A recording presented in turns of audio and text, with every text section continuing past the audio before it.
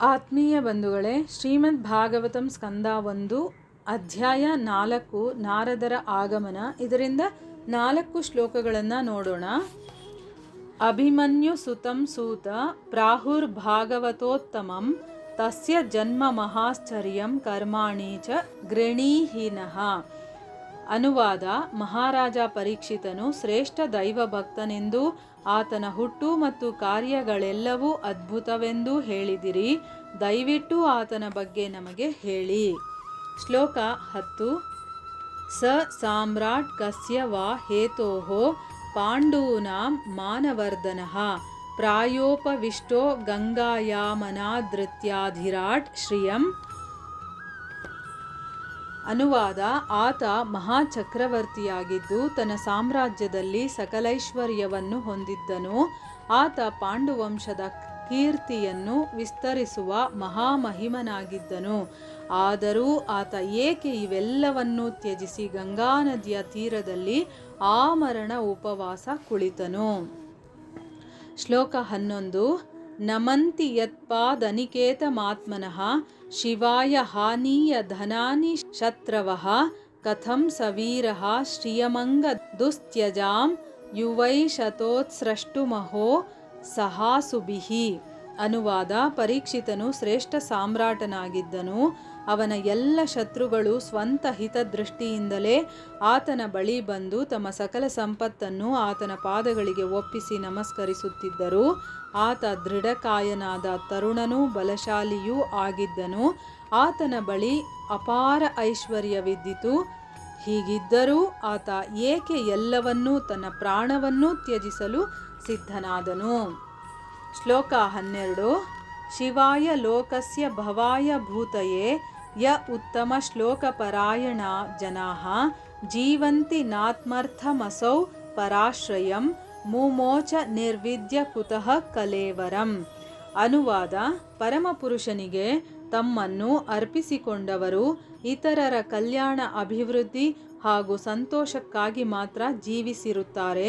ಯಾವ ರೀತಿಯ ಸ್ವಾರ್ಥ ಸುಖದ ಬಯಕೆಯೂ ಅವರಿಗಿರುವುದಿಲ್ಲ.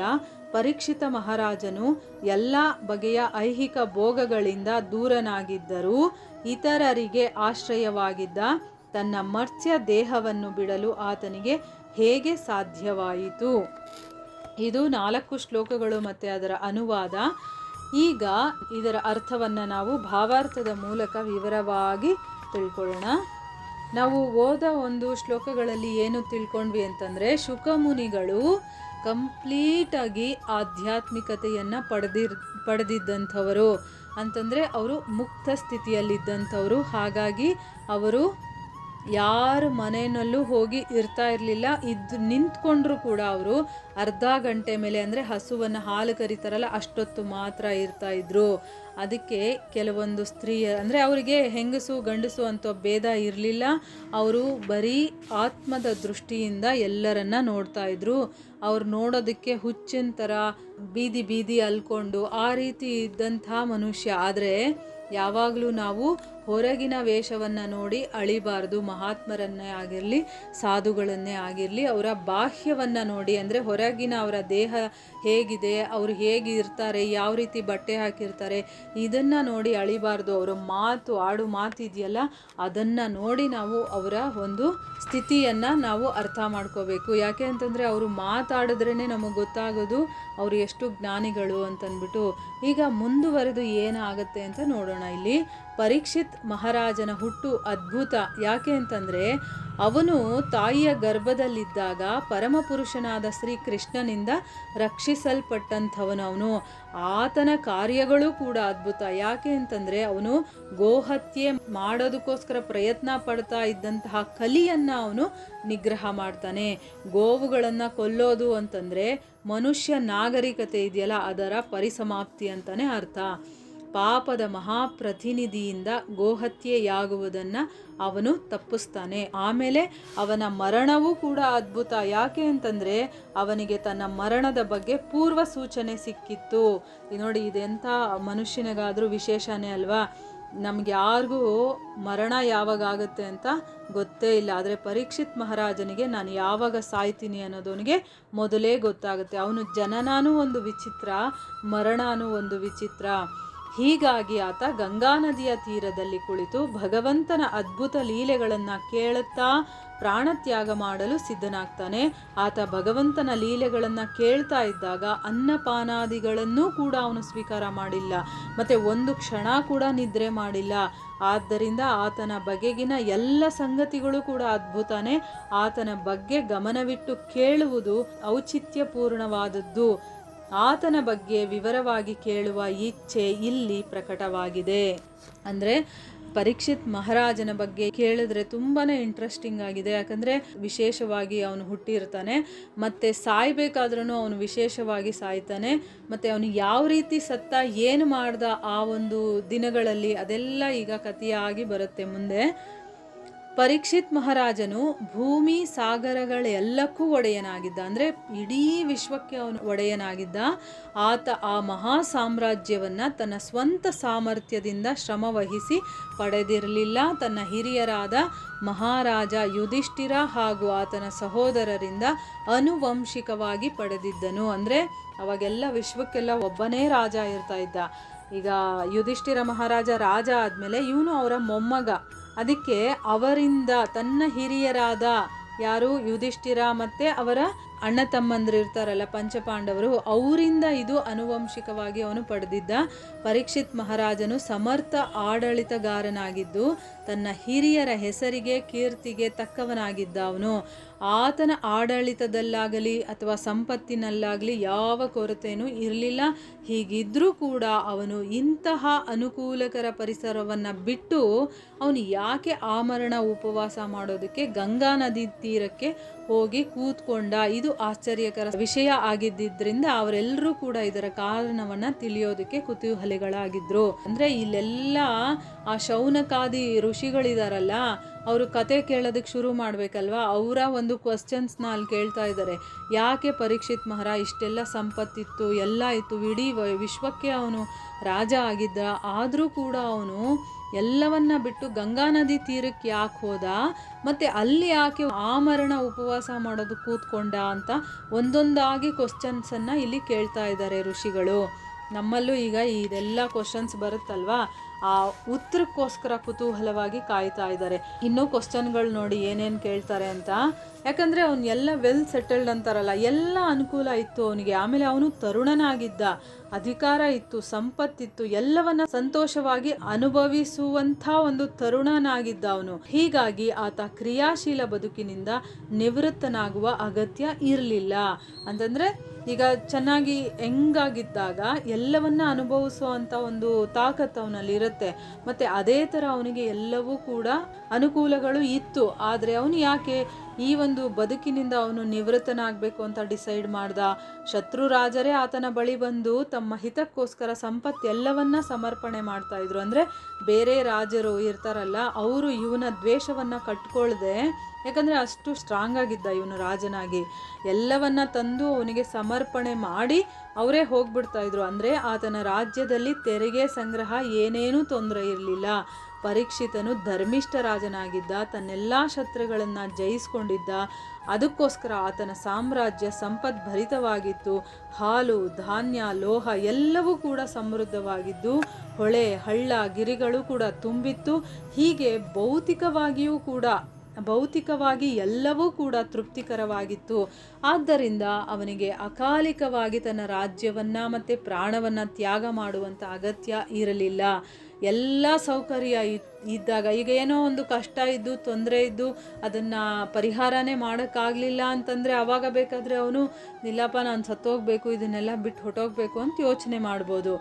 ಆದರೆ ಅವನು ತರುಣನೂ ಆಗಿದ್ದ, ಅವನ ರಾಜ್ಯ ಸಮೃದ್ಧಿಯಾಗಿತ್ತು, ಎಲ್ಲ ಇತ್ತು ಅವನ ಹತ್ರ. ಆದರೂ ಅವನು ತನ್ನ ರಾಜ್ಯವನ್ನು ಬಿಟ್ಟ. ರಾಜ್ಯವನ್ನು ಬಿಡೋದು ಅಷ್ಟೇ ಅಲ್ಲ, ತನ್ನ ಪ್ರಾಣವನ್ನು ಬಿಡುವುದಕ್ಕೆ ಅವನು ರೆಡಿಯಾಗಿದ್ನಲ್ಲ. ಯಾಕೆ ಅಂತ ಇಲ್ಲಿ ಋಷಿಗಳು ಈ ಎಲ್ಲದರ ಬಗ್ಗೆ ಕೇಳೋದಕ್ಕೆ ಕಾತರರಾಗಿದ್ದರು. ಪರಮಪುರುಷನ ಭಕ್ತನ ಆಗಿದ್ದರಿಂದ ಪರೀಕ್ಷಿತ ರಾಜನು ಆದರ್ಶ ರಾಜನೂ ಆಗಿದ್ದ, ಉತ್ತಮ ಗೃಹಸ್ಥನೂ ಆಗಿದ್ದ. ಭಗವದ್ಭಕ್ತನು ಸಹಜವಾಗಿಯೇ ಸದ್ಗುಣ ಸಂಪನ್ನನಾಗಿರ್ತಾನೆ. ಪರೀಕ್ಷಿತ್ ಮಹಾರಾಜ ಇದಕ್ಕೆ ಉತ್ತಮ ಉದಾಹರಣೆಯಾಗಿದ್ದ. ತನ್ನ ಒಡೆತನದಲ್ಲಿದ್ದಂತಹ ಯಾವುದೇ ಐಹಿಕ ಸಂಪತ್ತಿನ ಬಗೆಗೂ ಕೂಡ ಅವನಿಗೆ ವೈಯಕ್ತಿಕವಾಗಿ ಆಸಕ್ತಿ ಇರಲಿಲ್ಲ. ಆದರೆ ಅವನು ರಾಜ ಆಗಿದ್ದ ಅಲ್ವಾ, ಅದರಿಂದ ಈ ಜೀವನ ಮಾತ್ರ ಅಲ್ಲ, ಮುಂದಿನ ಜೀವನಕ್ಕಾಗಿಯೂ ಕೂಡ ಪ್ರಜೆಗಳ ಸರ್ವಾಂಗೀಣ ಅಭಿವೃದ್ಧಿಗಾಗಿ ಆತ ತನ್ನ ಲೌಕಿಕ ಕಾರ್ಯಗಳಲ್ಲಿ ತೊಡಗಿರ್ತಾ ಇದ್ದ. ಅಂತಂದರೆ ಅವನಿಗೆ ಯಾವುದೇ ವೈಯಕ್ತಿಕವಾದಂತಹ ಆಸಕ್ತಿ ಇರಲಿಲ್ಲ. ನನಗೆ ಇದು ಬೇಕು, ಅದು ಬೇಕು, ರಾಜ್ಯವನ್ನು ಆಳಬೇಕು, ಇದೆಲ್ಲ ಅಲ್ಲ. ತನಗೋಸ್ಕರ ಬಂದಂತಹ ಕರ್ತವ್ಯ ಅದು. ಮತ್ತು ಈಗ ರಾಜನಾಗಿದ್ದ ಮೇಲೆ ಪ್ರಜೆಗಳನ್ನು ಚೆನ್ನಾಗಿ ನೋಡ್ಕೋಬೇಕು, ಮತ್ತು ಅವರಿಗೆಲ್ಲ ಅನುಕೂಲಗಳು ಸಿಗಬೇಕು, ಆ ರೀತಿ ನೋಡ್ಕೋಬೇಕಲ್ಲ. ಅದಕ್ಕೋಸ್ಕರ ಅವನು ಈ ಲೌಕಿಕ ಕಾರ್ಯಗಳಲ್ಲಿ ಅವನು ತೊಡಗಿರ್ತಾ ಇದ್ದ. ಅವನ ರಾಜ್ಯದಲ್ಲಿ ಗೋವಧೆ ಇರಲಿಲ್ಲ, ಕಸಾಯಿಖಾನೆಗಳು ಇರೋದಕ್ಕೆ ಅವಕಾಶನೇ ಇರಲಿಲ್ಲ. ಅವನು ಪಕ್ಷಪಾತಿಯಾದ ಮೂರ್ಖ ರಾಜನಾಗಿರಲಿಲ್ಲ. ಅಂದರೆ ಇವ್ರಿಗೊಂಥರ ಮಾಡೋದು, ಅವ್ರಿಗೊಂಥರ ಮಾಡೋದು, ಆ ಥರ ರಾಜ ಆಗಿರಲಿಲ್ಲ. ಒಬ್ಬರನ್ನು ರಕ್ಷಣೆ ಮಾಡಿ ಇನ್ನೊಬ್ಬರನ್ನು ಬಲಿ ಕೊಡುವಂತಹ ರೀತಿ ಅವನದ್ದು ಆಗಿರಲಿಲ್ಲ. ಪರೀಕ್ಷಿತ್ ರಾಜ ಭಗವದ್ಭಕ್ತನಾಗಿದ್ದರಿಂದ ಜಗತ್ತಿನ ಎಲ್ಲ ಜೀವಿಗಳನ್ನು, ಅಂದರೆ ಮನುಷ್ಯರು, ಪ್ರಾಣಿಗಳು, ಸಸ್ಯ ಹಾಗೂ ಸಕಲ ಜಂತುಗಳನ್ನು ಕೂಡ ಅವನು ಸಂತೋಷವಾಗಿಡಬೇಕಾದ್ರೆ ಹೇಗೆ ಆಡಳಿತ ನಡೆಸಬೇಕು ಅನ್ನೋದು ಅವನಿಗೆ ಚೆನ್ನಾಗಿ ಗೊತ್ತಿತ್ತು. ಆತನಿಗೆ ಯಾವುದೇ ಬಗೆಯ ಸ್ವಾರ್ಥ ಇರಲಿಲ್ಲ. ಸ್ವಾರ್ಥವು ಆತ್ಮಕೇಂದ್ರಿತ ಅಥವಾ ಅದರ ವಿಸ್ತಾರವಾಗಿರುತ್ತದೆ. ಆತನಿಗೆ ಇದೆರಡೂ ಇರಲಿಲ್ಲ. ಪರಮ ಸತ್ಯನಾದ ಪರಮ ಪುರುಷನನ್ನು ತೃಪ್ತಿಪಡಿಸೋದೇ ಆತನ ಆಸಕ್ತಿಯಾಗಿತ್ತು. ನೋಡಿ, ರಾಜ ಅಂದರೆ ಹೇಗಿರಬೇಕು ಅಂತ ಇವನನ್ನು ನೋಡಿ ಕಲಿಬೇಕು. ಯಾಕೆ ಅಂತಂದರೆ ಅವನಿಗೆ ಸ್ವಂತ ಆಸೆ ಅನ್ನೋದು ಏನೂ ಇರಲಿಲ್ಲ. ಅದನ್ನು ತೃಪ್ತಿಪಡಿಸ್ಕೊಳ್ಬೇಕು ಅನ್ನೋ ಬಯಕೆನೂ ಅವನಿಗಿರಲಿಲ್ಲ. ಬರೀ ಅವನು ಭಗವಂತನನ್ನು ತೃಪ್ತಿಪಡಿಸ್ಬೇಕು ನಾನು ಅನ್ನೋವಂಥ ಆಸಕ್ತಿಯನ್ನು ಇಟ್ಕೊಂಡಿದ್ದ. ರಾಜ ನೇರವಾಗಿ ನೋಡಿ ಭಗವಂತನ ಪ್ರತಿನಿಧಿ ಅವನು. ಹೀಗಾಗಿ ರಾಜನ ಆಸಕ್ತಿ ಏನಾಗಿರಬೇಕು? ಭಗವಂತನ ಆಸಕ್ತಿಯ ರೀತಿನೇ ಇರಬೇಕು. ಭಗವಂತ ಏನು ಮಾಡ್ತಾನೆ? ಎಲ್ಲ ಜೀವಿಗಳಿಗೂ, ಈಗ ಭಗವಂತ ಹೇಗಿರ್ತಾನೋ, ಅವನ ಆಸಕ್ತಿ ಹೇಗಿರುತ್ತೋ ಹಾಗೆ ರಾಜನ ಆಸಕ್ತಿ ಇರಬೇಕು. ಯಾಕೆ ಅಂತಂದರೆ ಅವನು ನೇರವಾದ ಪ್ರತಿನಿಧಿ. ಭಗವಂತ ಏನು ಮಾಡ್ತಾನೆ? ಎಲ್ಲ ಜೀವಿಗಳಿಗೂ ತನಗೆ ವಿಧೇಯರಾಗಿದ್ದು ಸುಖವಾಗಿರಬೇಕು ಅಂತ ಅಪೇಕ್ಷೆ ಮಾಡ್ತಾನಲ್ವಾ. ಅದಕ್ಕೋಸ್ಕರ ಎಲ್ಲ ಪ್ರಜೆಗಳು ಭಗವಂತನ ಸಾಮ್ರಾಜ್ಯಕ್ಕೆ ಹಿಂದಿರುಗೋ ಥರ ಮಾಡೋದೇ ರಾಜನ ಕೆಲಸ ಆಗಿರುತ್ತೆ. ಈಗ ಭಗವಂತ ಏನು ಬಯಸ್ತಾನೆ? ನನ್ನ ಭಕ್ತರು ಅಂದರೆ ಈ ಪ್ರಜೆಗಳು, ಎಲ್ಲ ಜೀವಿಗಳು ಏನಿದ್ದಾರೋ ಅವರು ನನಗೆ ವಿಧೇಯರಾಗಿರಬೇಕು, ಅಂದರೆ ನನಗೆ ಶರಣಾಗತಿಯಾಗಬೇಕು, ಮತ್ತು ಅವರೆಲ್ಲ ಸುಖವಾಗಿರಬೇಕು ಅಂತ ಅಪೇಕ್ಷೆ ಪಡ್ತಾನಲ್ವಾ. ಅದಕ್ಕೋಸ್ಕರ ರಾಜ ಏನು ಮಾಡಬೇಕು ಅಂತಂದರೆ ತನ್ನ ಪ್ರಜೆಗಳೆಲ್ಲರೂ ಕೂಡ ಭಗವಂತನ ಸಾಮ್ರಾಜ್ಯಕ್ಕೆ ಹಿಂದಿರುಗಬೇಕು, ಅದಕ್ಕೆ ನಾನು ಸಹಾಯ ಮಾಡಬೇಕು ಅನ್ನೋದು ಆ ರಾಜನ ಮನಸ್ಸಲ್ಲಿರಬೇಕು. ಮತ್ತು ಅಂಥ ಕೆಲಸಗಳನ್ನು ಅವನು ಮಾಡಬೇಕು. ಪ್ರಜೆಗಳು ಕೊನೆಗೆ ಭಗವದ್ಧಾಮಕ್ಕೆ ಹೋಗೋ ಥರ ಅವರ ಚಟುವಟಿಕೆಗಳನ್ನು ರಾಜ ಯೋಜಿಸಬೇಕು. ಇಂತಹ ದೈವ ಪ್ರತಿನಿಧಿಯಾದ ರಾಜನ ಆಡಳಿತದಲ್ಲಿ ಏನಾಗುತ್ತೆ? ಎಲ್ಲವೂ ಕೂಡ ಸುಭಿಕ್ಷವಾಗಿರುತ್ತೆ, ಏನೂ ತೊಂದರೆ ಬರೋದಿಲ್ಲ. ಆಗ ಮಾನವರು ಪ್ರಾಣಿಗಳನ್ನು ಕೊಂದು ತಿನ್ನಬೇಕಾಗಿರುವಂಥ ಅವಶ್ಯಕತೆಯೂ ಇರೋದಿಲ್ಲ. ಮತ್ತು ಹಾಲು, ಧಾನ್ಯ, ಹಣ್ಣು, ತರಕಾರಿಗಳು ಸಮೃದ್ಧವಾಗಿ ಸಿಗಬೇಕಾದ್ರೆ ಸಕಲ ಜೀವಿಗಳು ಕೂಡ ತೃಪ್ತಿಯಾಗಿ ತಿಂದು ಸಂತೋಷವಾಗಿರ್ಬೋದು. ಎಲ್ಲ ಜೀವಿಗಳಿಗೂ ಕೂಡ ಆಹಾರ ವಸತಿ ತೃಪ್ತಿಕರವಾಗಿದ್ದು ವಿಧಿಸಿದ ನಿಯಮಗಳನ್ನು ಪಾಲಿಸಿದ್ರೆ ಒಬ್ರಿಗೊಬ್ಬರಿಗೆ ಜಗಳ ಮಾಡುವಂಥ ಸಂದರ್ಭನೇ ಬರೋದಿಲ್ಲ. ಈಗ ನಮಗೆ ಹೊಟ್ಟೆ ಬಟ್ಟೆಗೆಲ್ಲ ಸರಿಯಾಗಿದ್ದು ಬೇರೆಯವ್ರಿಗೂ ಆ ಒಂದು ಅನುಕೂಲ ಇದ್ದಾಗ, ಎಲ್ರಿಗೂ ಆ ಹೊಟ್ಟೆ ಬಟ್ಟೆಯ ಅನುಕೂಲಗಳು ಸಿಕ್ಕಿದಾಗ ಒಬ್ರಿಗೊಬ್ರು ಯಾಕೆ ಜಗಳ ಮಾಡ್ತಾರೆ? ಯಾರು ಒಬ್ರಿಗೊಬ್ರು ಕಾದಾಡೋ ಅಂಥ ನೆಸೆಸಿಟಿನೇ ಇರೋದಿಲ್ಲ. ಪರೀಕ್ಷಿತ್ ಮಹಾರಾಜನು ಯೋಗ್ಯ ರಾಜನಾಗಿದ್ದು ಪ್ರಜೆಗಳೆಲ್ಲರೂ ಕೂಡ ಆತನ ಆಳ್ವಿಕೆಯಲ್ಲಿ ಬಹಳ ಸಂತೋಷವಾಗಿದ್ದರು. ನೋಡಿ, ಈ ರೀತಿ ಪರೀಕ್ಷಿತ್ ಮಹಾರಾಜ ಎಂಥ ರಾಜ, ಮತ್ತು ಅವನು ಹೇಗಿದ್ದ. ಆದರೂ ಇಷ್ಟೆಲ್ಲ ಇದ್ದರೂ ಕೂಡ ಅವನು ಯಾಕೆ ಆಮರಣ ಉಪವಾಸವನ್ನು ಮಾಡ್ತಾ ಇದ್ದಾನೆ? ಗಂಗಾ ನದಿ ತೀರಕ್ಕೆ ಯಾಕೆ ಹೋದ? ಅಂದರೆ ತನ್ನ ಅರಮನೆಯನ್ನು ಬಿಟ್ಟ, ಮತ್ತು ತನ್ನ ದೇಹವನ್ನು ಕೂಡ ತ್ಯಾಗ ಮಾಡೋದಕ್ಕೆ ರೆಡಿಯಾಗಿದ್ದಾನಲ್ಲ, ಯಾಕೆ ಅನ್ನೋ ಒಂದು ಕುತೂಹಲದಿಂದ ಇಲ್ಲಿ ಕ್ವಶನ್ಗಳನ್ನು ಕೇಳ್ತಾ ಇದ್ದಾರೆ ಋಷಿಗಳು. ಇಲ್ಲಿಗೆ ನಾವು ನಿಲ್ಲಿಸೋಣ. ಹರೇ ಕೃಷ್ಣ.